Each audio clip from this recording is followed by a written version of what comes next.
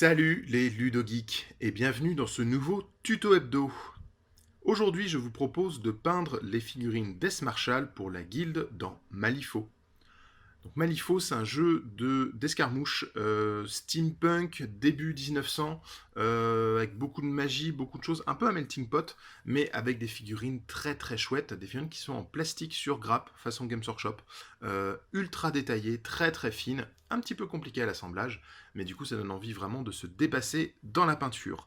Alors ce tuto va être en deux parties. Aujourd'hui je vous propose de peindre le manteau en cuir usé des Death Marshall, et la semaine prochaine, on verra comment peindre le feu bleu éthéré. Allez, c'est parti.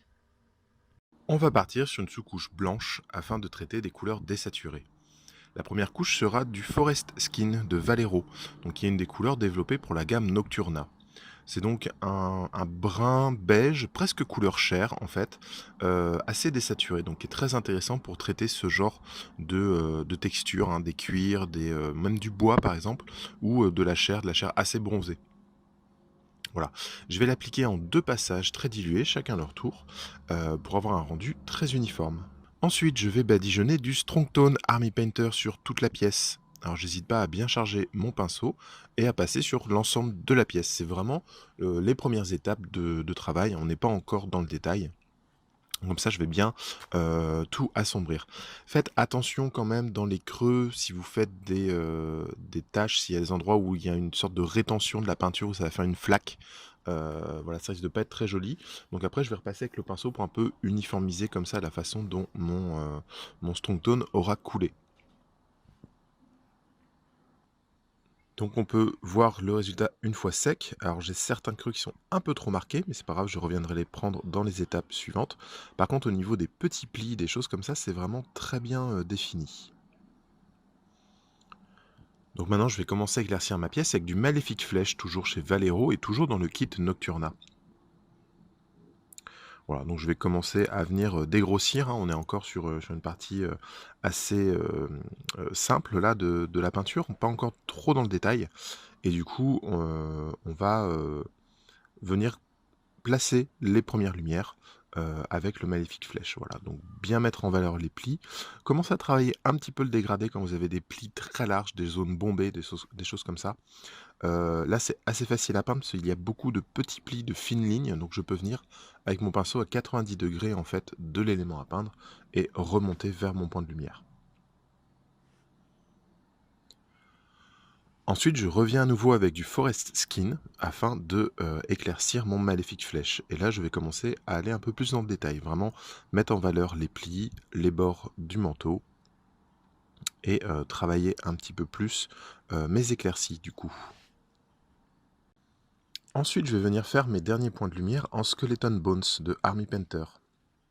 Donc c'est un beige assez désaturé qui va me permettre d'avoir quelque chose de très très clair. Donc je vais notamment forcer sur les bords du manteau, mettre en valeur un peu les plis les plus hauts, et vraiment avec un moment où il faut être le plus fin, on va dire, hein, là. Je vais insister sur les endroits où le manteau est déchiré, voilà, des choses comme ça.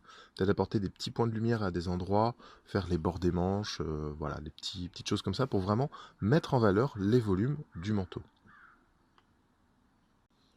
Enfin, je vais venir avec du bleu marine foncé de Prince Auguste. C'est une super couleur, je vous conseille d'en avoir dans votre réserve, parce que c'est vraiment hyper intéressant. Et en fait, je vais venir marquer mes ombres les plus profondes. Donc comme la figurine est très détaillée et très bien gravée, ça va être très facile en fait d'aller poser le pinceau à l'intérieur des creux en étant très très très dilué quand même, hein, et de venir marquer comme ça mes ombres.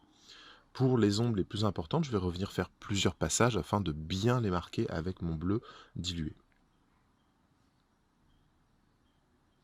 Pour les bras et le torse, je vais faire un passage un peu plus global, surtout vers le bas de la pièce afin d'avoir une ombre plus globale et moins uniquement dans les creux, hein, puisque le fait que le personnage soit penché en avant fait qu'on ne va pas avoir trop de lumière sur le torse. Ensuite, je vais venir avec un tout petit pinceau très très fin et du Abaddon Black de Games Workshop ou n'importe quel noir, hein, en fait. Et je vais venir faire des petites lignes un petit peu partout, des lignes, des points, des petites choses comme ça, tout simplement pour représenter l'usure du manteau, hein. Je fais un truc un peu western comme ça, avec un manteau très usé qui sert un peu Voilà, à la fois pour se protéger de la température, marcher dans la poussière, tout ça, enfin voilà, vraiment vieux western. Et je vais venir souligner en fait ces lignes de noir que j'ai tracées avec du Skeleton Bones, hein, puisque c'est ma couleur d'éclaircie maximale. Et du coup, je vais aller faire une ligne de couleur claire en dessous de la ligne de couleur foncée. D'accord? Comme ça va faire le petit rebord de l'entaille ou de la déchirure. Voilà, donc le rebord inférieur va accrocher la lumière alors que le rebord supérieur n'accroche pas. Donc grâce à ça, à ces deux petits traits noirs puis presque blancs, je vais pouvoir créer une illusion de déchirure, d'impact, voilà, de choses comme ça. Donc ça, vous pouvez l'utiliser pour plein d'autres choses, tout ce qui est vieillissement, éraflure, etc. Une petite ligne foncée, une petite ligne claire en dessous de la ligne foncée par rapport à la direction de la lumière, et vous avez des petits effets de texture très intéressants. Et voilà ce que ça donne une fois terminé. Donc c'est pas très compliqué, c'est assez simple à mettre en place, et le rendu est vraiment sympa. Ensuite, je vais revenir avec mon Magic Flèche et mon Forest Skin pour refaire des petits glacis aux endroits où je trouve les choses un peu trop marquées. Et en affinant tout ça, je vais avoir un rendu très sympa. J'espère que ce tuto vous aura plu, que cela vous sera utile. N'oubliez pas, j'utilise certaines couleurs, vous n'êtes pas obligé d'utiliser les mêmes, les techniques restent les mêmes, peu importe les couleurs qu'on utilise.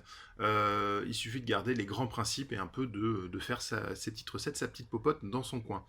Je tiendrai à dire que ce qui est très important sur cette pièce, en fait, c'est les brins qui sont utilisés sont très désaturés et le bleu qui va être utilisé pour faire les creux, pour faire le contraste. Voilà, c'est vraiment le truc à retenir de la pièce.